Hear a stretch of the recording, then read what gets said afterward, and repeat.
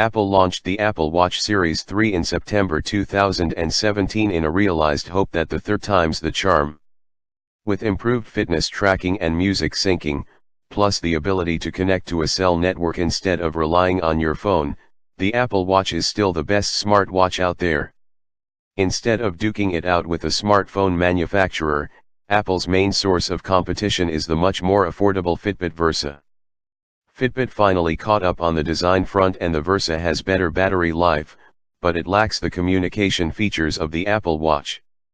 While the Versa has only been available since April 2018 and won't get a refresh for a while, you can likely expect an updated Apple Watch as early as this September. We'll see a watchOS 5 release fairly soon as well. Cellular, and how it works. The big upgrade on the Apple Watch Series 3 is that it adds always connected cellular functionality. It works on all major cellular carriers in the US, at least, which is nice. Cellular supports data and voice where there's the proper coverage, of course, and the watch uses the same number as your iPhone. The catch, of course, is that it costs money, $10 per month in the US, above and beyond your existing wireless fee. And despite the fact that the watch is designed to free you up from your phone, you'll still need your iPhone to set it up and to install apps. And no, it doesn't work with Android phones. I could check things on Apple's apps, but third-party apps wouldn't always work.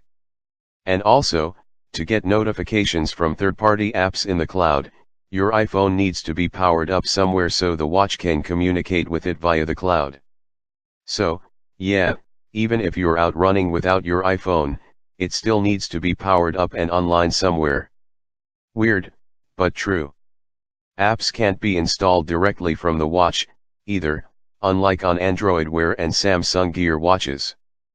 But I could easily check my email, even on my work account, which automatically imported settings from my iPhone during setup. Calls can be dialed directly on watch with a keypad, or made via tapping existing contacts. Writing messages is still limited to scribbling letters, tapping emoji, or dictation. Siri talks now, too. She's no longer limited to on-screen text responses. That said, Siri isn't a great conversationalist, and often asks me to check my iPhone. Again, that's not a great experience if the phone is 5 miles away. Music, iPod on your wrist, at last. Apple Watches could always store music, but they were bad at it. Syncing music from a cloud-based Apple Music account was always a time-consuming ordeal. Most other smartwatches are the same. watchOS 4 now syncs music more automatically, and it's a huge difference. The first time I used the watch, after an overnight charge, I found a few playlists and albums waiting for me when I went walking. Others can be added and synced when the watch is charging. But music is effectively an Apple Music-only proposition. Your iTunes library is always available to you, but for the more sophisticated playlist management and real-time music streaming, which isn't coming for a few more weeks, you need an Apple Music subscription. Spotify, Pandora, and Google Play Music subscribers need not apply. Nor, oddly, can podcasts be downloaded to the watch. Wireless headphones are also required.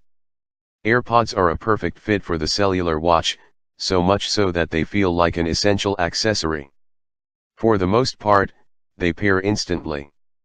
Sometimes, however, I needed to swipe up and select them from the watch control center.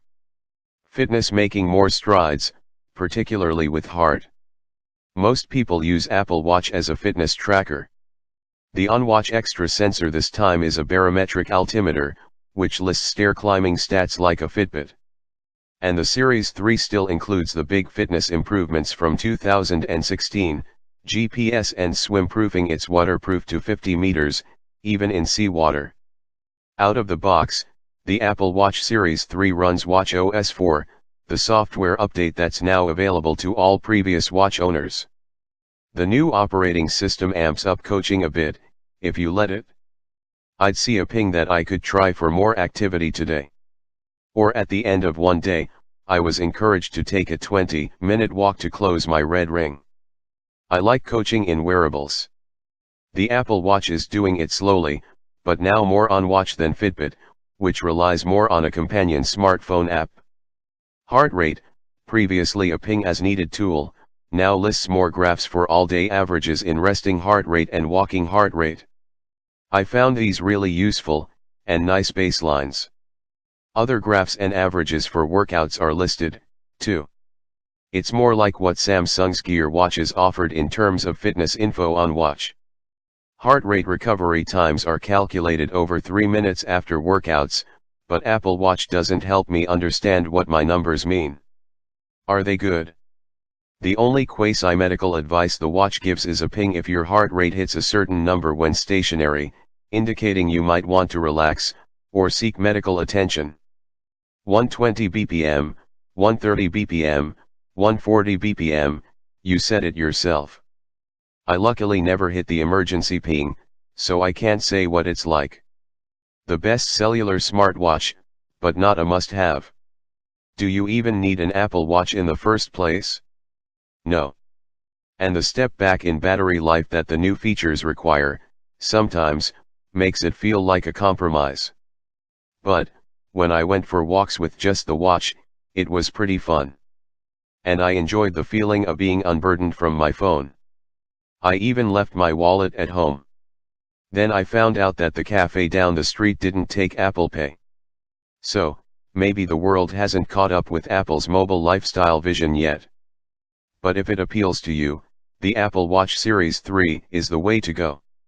Just temper your expectations on battery life to the extreme and be ready to pay up for service fees and wireless headphones to have the full experience.